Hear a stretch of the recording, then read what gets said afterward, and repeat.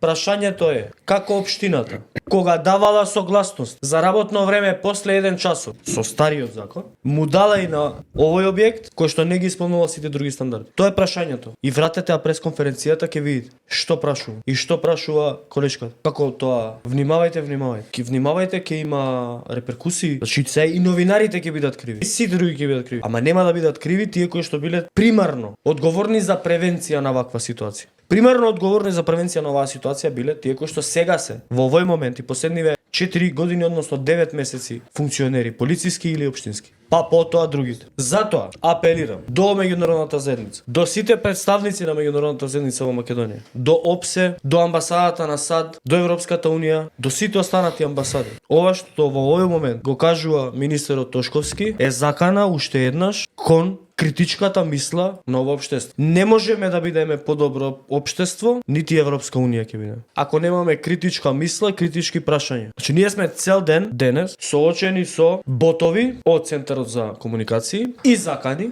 за кои што полицијата очигледно не гледа.